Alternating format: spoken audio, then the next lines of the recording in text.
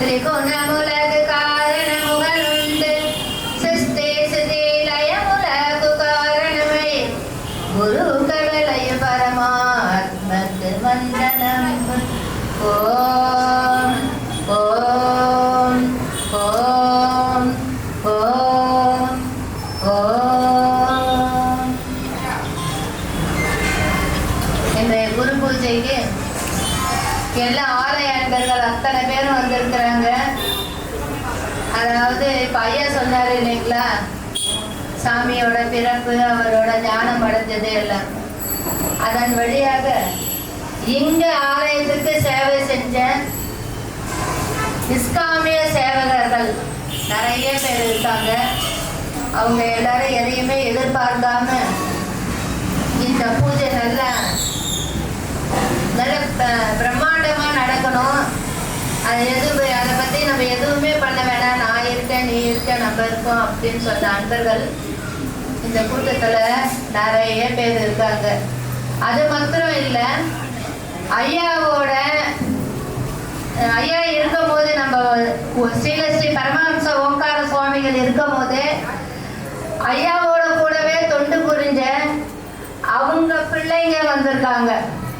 குறிப்பா இதுல நம்ம தேவராஜ் ஐயா, அவங்க பையன் பாஸ்கர் வந்திருக்காரு. தள்ளி இது பண்ணுங்க, போதும் இன்னைக்கு கொஞ்ச நேரம் போகாதீங்க, அதுக்கப்புறம் தான் எல்லாம். அவர் வந்திருக்காரு. ஆனா எங்கேயோ பாருங்க, ஒரு இடத்துல தனிப்பட்ட முறையில உட்காந்துருப்பாரு. அதே மாதிரி ருக்மணி அம்மா, அவங்க அம்மா அவ்வளோ, அதாவது சாமி கிட்டவே இருந்து சாமிக்கு சேவை செஞ்சவங்க. அவரோட மகன் இங்க வந்திருக்காரு. அடுத்ததா இந்த இடத்துலயே இருந்து சாமியே எப்பவும் நினைச்சுக்கிட்டு எல்லாம் பண்ணிட்டு இருந்த பழனி, இப்பவும் அவர் இந்த பக்கம் போனாலும் சரி, அவர் வெளியூர் போனாலும் அவருடைய எண்ணங்கள் இங்கதான் இருக்கும். அந்த அளவுக்கு ஆத்மாத்மான பக்தி உள்ளவர். அடுத்தது நம்ம சுந்தர ஐயா, அவர் அப்பாதான் அவரோட ஃபேமிலியே வந்திருக்காங்க. எப்படின்னா இந்த பூஜைனாவே எல்லா ஆசிரமத்துக்கும் அவர் தான் முதல்ல இருப்பார், அவர் தான் மைக் எடுப்பாரு. அவர் வந்துட்டாவே அத்தனை ஒரு கலையா இருக்கும், அத்தனை ஒரு பிரம்மாண்டமா இருக்கும். அவங்களோட குடும்பம் வந்திருக்கு, அவரோட பையன் வந்திருக்காங்க. அடுத்ததா நம்ம வரதராஜ ஐயான்னு சொல்லிட்டு இதுல ட்ரஸ்டியா இருந்தவர். அவரும் இங்க எப்பவும் வந்துகிட்டு இருப்பாரு, எல்லாம் செஞ்சுட்டு இருப்பாரு. அவங்களோட மனைவி வந்திருக்காங்க.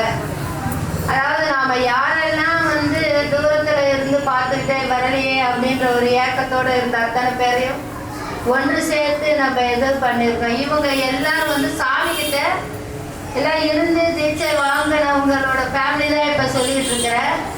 அடுத்ததா நம்ம பண்டரிநாதன், அவங்க மனைவி வந்திருக்காங்க. அந்த அம்மாவும் ரொம்ப ஐயா இருக்கும் போது, பண்டரிநாதன் இருக்கும் போது ஒவ்வொரு பூஜை, அதாவது 12 நாள் அமாவாசை பூஜையில ஒரு பூஜை நல்லா சிறப்பா பண்ணலாமா அப்படின்ட்டு வீட்டுக்கு வந்துடுவாரு. இது பண்ணிடலாம் ஐயா, எதுக்கு இவ்வளவு தூரம் நீங்க வந்திருக்கீங்களே, நான் என்னம்மா அதை அதை முடிச்சாதான் அப்படிங்கிற மாதிரி அந்த அம்மா வந்திருக்காங்க. இன்னைக்கும் அவரோட நினைவு நாள் அப்போ அவங்க அந்த இதுவை அவர் செஞ்சுக்கிட்டு இருக்காங்க.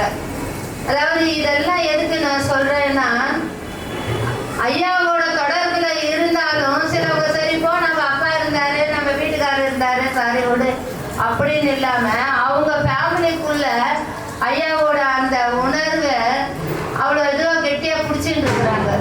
அதனாலதான் அவங்க தொடர்ந்து அவங்களோட பிள்ளைங்க அப்படி வந்துட்டு இருக்கிறாங்க. அடுத்த தலைமுறையா இருக்கிற இப்ப இருக்கிற சேவாதாரர்கள் அவங்களோட வேண்டுதல், அவங்களோட பரிபூரண பிரார்த்தனை அது பலிச்சு அதோட வைப்ரேஷன்ல அவங்க உணர்ந்து அப்படி இருக்கிறவங்க தான் இப்ப இதோட சேவாதாரிகளா இருக்காங்க.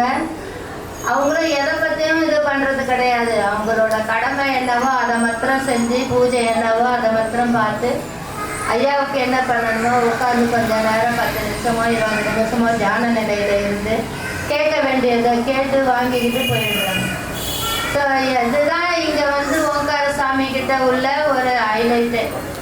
எதுவும் எனக்கு இது நான் தான், நான் பெரிய ஆளு, நீ பெரிய ஆளு. அவரே நான் சொன்னது கிடையாது, தன்னால எந்த பொருளையும் தொட்டது கிடையாது, அவரே எடுத்து சாப்பிட்டது கிடையாது, அவர் உடுத்திக்கிறது கிடையாது, அவர் உடம்புக்கு அவர் தேகத்துக்கு அவர் எதையுமே பண்ணிக்கிறது கிடையாது. எல்லாமே அன்னபூர்ணி அம்மா தான் செய்வாங்க. இந்த மாதிரி ஒரு இருக்கிற மகான் வந்து ரொம்ப அரிது. யாரும் தன்னுக்கு தானே சாப்பிட்டுக்காதே, எந்த பொருளையும் தொடாத, நான் கடவுள்னு சொல்லிக்காதே. ஆனால் இவ்வளோ பேரை அவர் வந்து திரட்டி இருக்கிறாரு. அது எவ்வளோ பெரிய விஷயம் இல்லைங்களா? அதனால் இங்கே வந்திருக்கிற நீங்கள் எல்லாரும், இந்த குரு பூஜைக்கு வந்திருக்கிற அத்தனை பேரும் நான் உள்பட அவ்வளோ பரிசுத்தமாக நம்ம இறைவனோட, அதாவது குருவோட அருளோட நம்மளோட வாழ்நாள் வந்து செழுமையாக இருக்கும். அடுத்து நான் சொல்ல வேண்டியது வந்து நம்ம மனோகர்ஜி ஐயா. மனோகர்ஜி ஐயா வந்து எப்படின்னா அவங்களோட இது வந்து நடத்திக்கிட்டு இருக்கிறதுக்கு காரணம் ராஜயோகம். அவங்க குரு அது மாதிரி தொடர்ந்து தொட்டு வந்த வழியில் இப்போ அவர் பண்ணிட்டு இருக்காரு.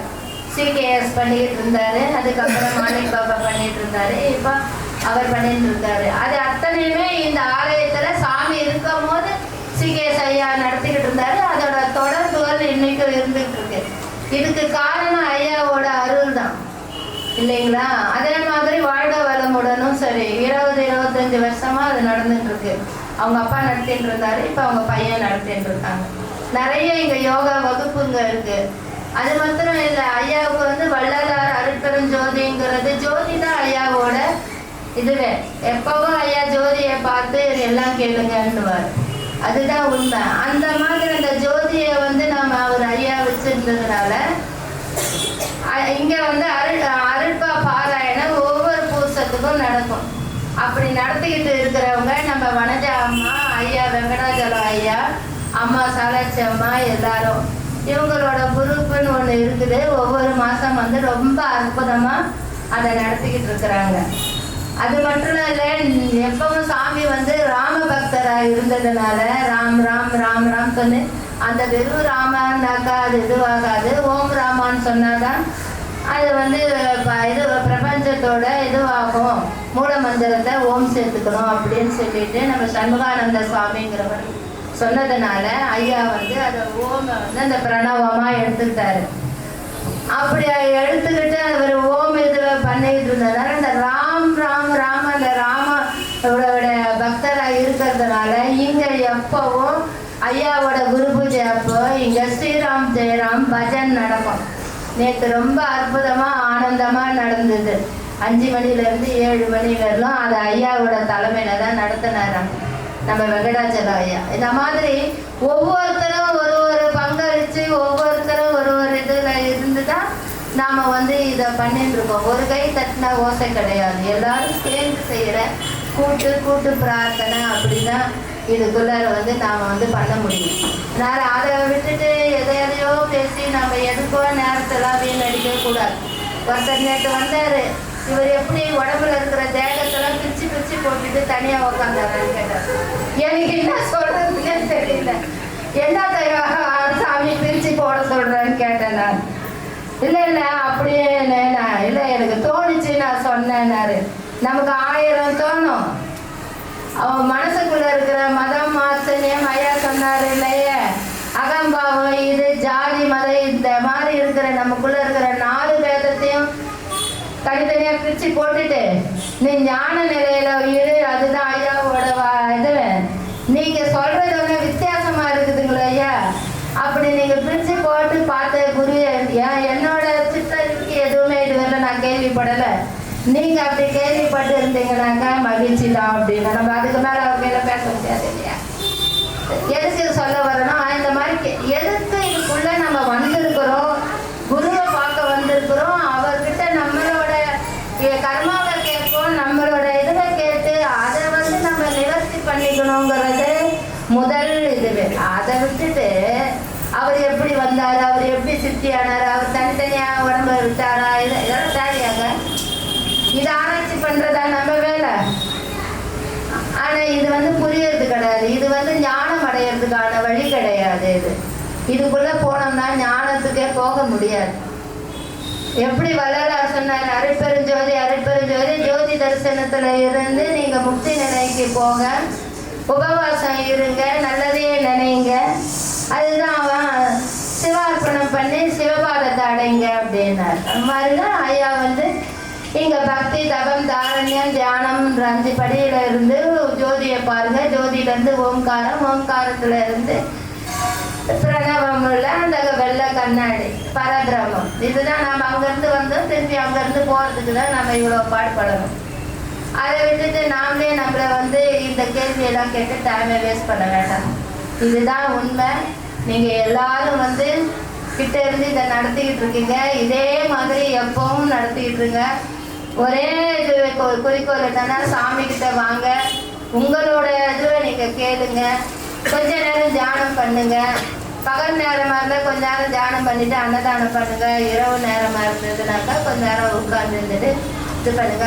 முக்கியமா என்னன்னா, நம்ம ஆலயத்துக்கு உள்ள சில கட்டுப்பாடுகளை வந்து நம்ம ஃபாலோ பண்ணணும். புரியுதுங்களா? இதுதான் உண்மை. ஏன்னா நாமளும் எல்லாத்தையும் இது பண்ணணும் இல்லைங்களா? அப்பதான் இல்லைன்னா சண்டை சச்சரவு தான் வரும். அதனால நிர்வாகத்தோட என்ன இருக்கோ அதை கொஞ்சம் நம்ம பின்பற்றினா போதும். ஜெயம். ரொம்ப அற்புதமா நீங்க எல்லாரும் இருக்கிறீங்க. உங்களுக்கு எல்லா வளமும் எல்லா நலமும் கிடைக்கணும்னு சொல்லிட்டு ஸ்ரீ பரமஹம்ச ஓங்கார சுவாமியை நம்ம வந்து கேட்டுக்கிறோம். இப்போ வந்து இந்த கோயிலுக்கு நிர்வாகம் பண்ணிக்கிட்டு இருக்கிற சேவாதாரிகள் எல்லாருக்கும் நாம வந்து கௌரவப்படுத்தலாம்.